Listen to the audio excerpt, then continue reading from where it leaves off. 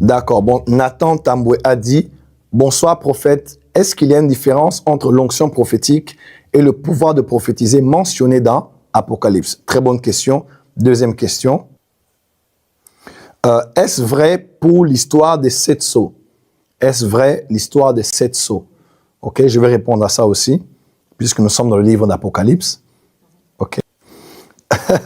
Lorsque le Seigneur Jésus-Christ était sur la terre, Dieu était dans l'invisible de l'invisible ou bien sur la terre? Ok. Là, je vais peut-être répondre. J'ai déjà répondu à ça, mais je vais répondre quand même.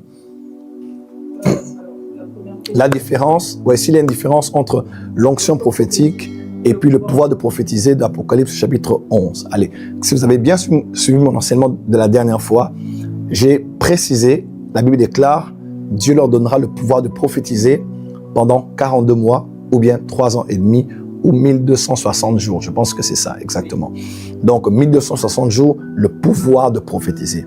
Et j'ai dit en anglais, on dit « the power to prophesy ». To prophesy. Et je crois que là, la Bible parle de l'onction prophétique. Quand Dieu appelle un prophète, il lui donne l'onction prophétique. À chaque appel, une onction. Luc 4, verset 18, « L'Esprit du Seigneur est sur moi, car il m'a oint pour. » Pour, c'est l'appel. Pour, c'est la fonction. Mais j'ai reçu l'onction pour. Car à chaque fonction, il y a une onction.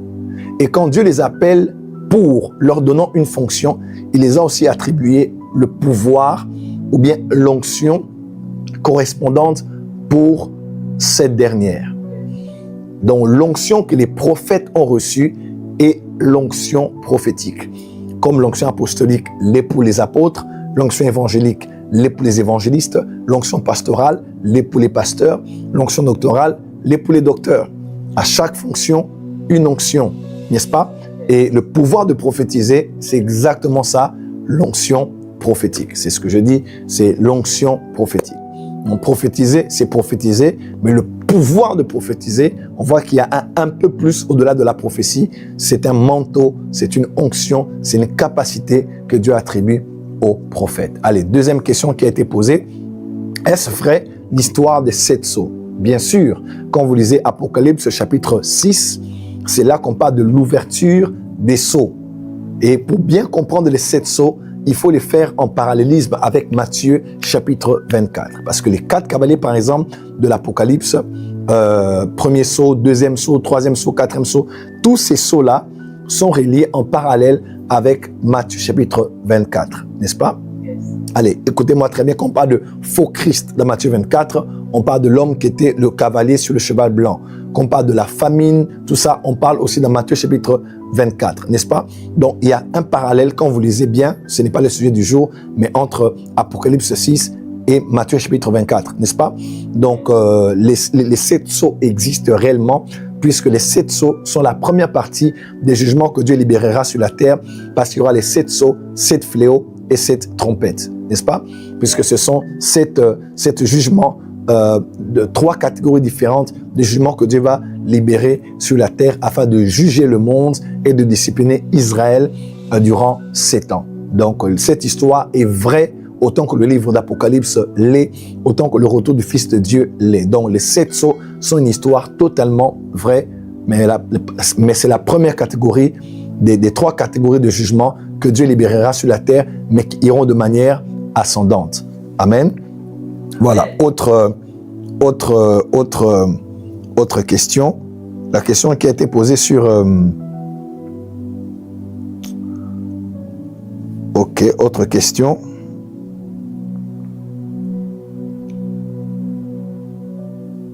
Les 2 témoins seront envoyés après l'enlèvement ou avant ou durant la grande tribulation? Voilà, ça c'est une très très bonne question. Ça, voilà, moi j'aime ce genre de question. Elle est super intelligente.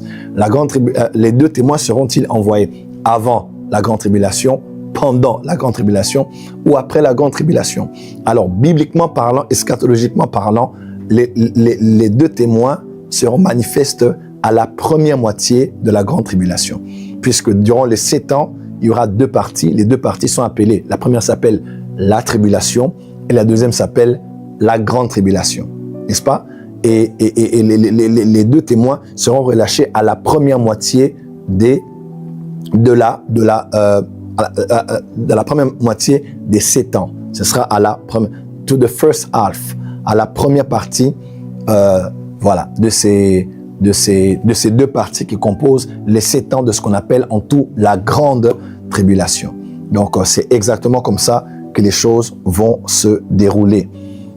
Donc, ce ne sera pas avant, ça ne va pas être après. Parce que les 2 témoins, écoutez-moi déjà, alors pendant les 7 ans, le Saint-Esprit ne sera plus sur la terre et l'Église ne sera plus sur la terre. En d'autres termes, l'ère de la grâce sera finie, l'ère de l'Église sera finie, l'ère de l'Esprit sera finie. Puisque l'ère de l'Église, de l'Esprit et de la grâce commence dans Actes chapitre 2, quand l'Église est née, et sera clôturée le jour de l'enlèvement. À l'enlèvement, nous serons enlevés avec le Seigneur et le Saint-Esprit va quitter la terre. Il ne va pas quitter la terre dans son omniprésence, parce qu'il sera toujours sur la terre, mais il va quitter la terre dans sa manifestation ou dans sa révélation, puisqu'il exerce actuellement un ministère sur la terre, dans l'Église. Amen, amen. Amen. Alors, quand nous serons enlevés maintenant, l'ère de la grâce partira. Et tous ceux et celles qui seront sauvés, ils ne le seront plus par l'œuvre de Christ, mais seront sauvés par leurs propres œuvres. Quand ils vont refuser la marque de la bête et le fait de l'adorer, adorer son image, ils vont être tués par rapport au sacrifice qu'ils feront de dire oui à Jésus et non à la marque de la bête. Donc, les gens ne seront plus sauvés par la grâce, mais seront sauvés par les œuvres. Il n'y a que 2 événements forts qui vont se manifester durant les 7 ans, qui vont être des événements comme des réveils. Donc, il y aura premièrement l'apparition des 2 témoins, puisque vous allez voir à la fin même, on dit, les gens vont adorer Dieu, vont glorifier Dieu, quand ils vont voir ce qui va se passer avec l'esprit de vie, qui va les ramener de la vie, de la mort à la vie. Mais il y a aussi le réveil qu'il y aura en Israël, parce que Dieu va susciter de toutes les tribus, il va susciter 144 000 personnes. Et ces personnes vont être utilisées par Dieu durant la grande tribulation pour faire un travail. En d'autres termes, dans tous les temps, même à l'heure de la promesse, même à l'heure de la loi, la grâce était toujours prête. Dieu crée toujours des moments où, dans son amour, il veut tendre à l'homme la main pour le sauver de sa souffrance. Voilà un peu. Donc, les 2 témoins seront là pendant la grande tribulation et non à témoins. Vous allez avoir toutes les réponses tout à l'heure. Ok. Autre question. Comment savoir si les 7 ne sont pas encore ouverts? Ils ne le sont pas encore, puisque l'Église n'est pas encore enlevée. Apocalypse 6 vient après Apocalypse 4. Apocalypse 2 et 3, c'est l'ère de l'Église. Apocalypse 4, c'est l'enlèvement, monte ici. 5, c'est ce qui se passe au ciel. Et 6, donc les sceaux sont rompus. Et sur la terre, qu'est-ce qui commence? La libération des 7 sceaux.